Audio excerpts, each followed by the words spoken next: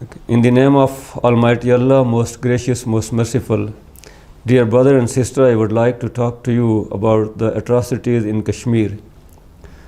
Kashmiri lives matter too.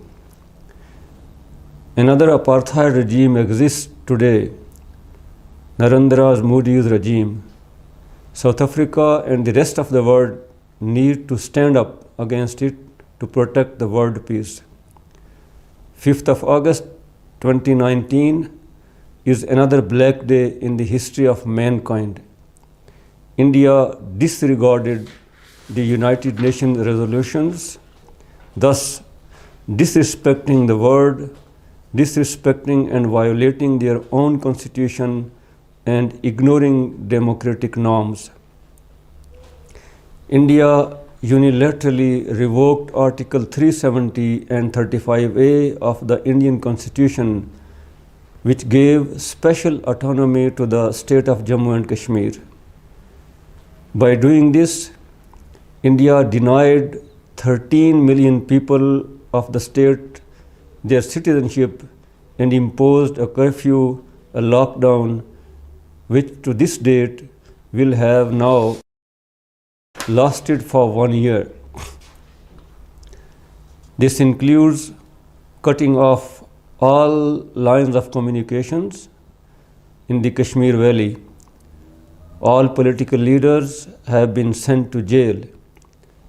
There is a shortage of food, milk for children, and medicines.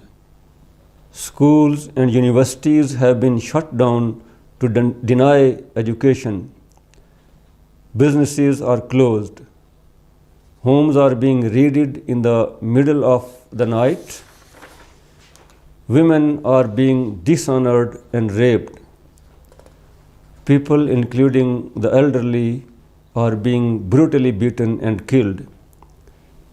Children aged 8 to 10 years old are being taken away from their homes. Kashmir is the most militarized region in the world, and streets of the Indian-occupied Kashmir are drenched in the blood of Kashmiris every day. India is now an aggressor and illegal occupier of the land of Kashmir. India loves the land but hates the people living in it. India now wants to change the demography of Jammu and Kashmir to give citizenship of Kashmir to non-Kashmiris. These Indian atrocities have the potential to ignite the Third World War. India is no longer democratic, secular, or constitutional, but rather an autocratic, authoritarian aggressor imposing an unjust regime and committing a genocide and war crimes in Kashmir. Indian Prime Minister Narendra Modi is blatantly following in the footsteps of oppressive dictators like Hitler. India's oppression of Kashmir mirrors that of Israel upon Palestine. Recognizing that this oppression parallels that of the apartheid regime in South Africa has always been a reason for the South African government and civil society's support of the plight of Palestinians. The same support is needed for the people of Jammu and Kashmir. South Africans are no stranger to standing up to an oppressive, discriminatory apartheid regime. The legacy of our struggle heroes demands that we support this cause.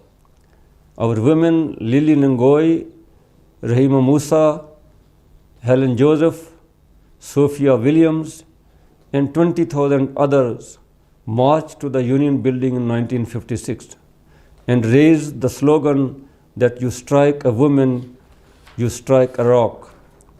This legacy reminds us to stand up for the right of women such as Asia Imdarabi, a Kashmiri freedom fighter who has been jailed and whose husband, a medical doctor, has been in jail for about 26 years. There are thousands more like her who have lost their loved ones been dishonored and killed.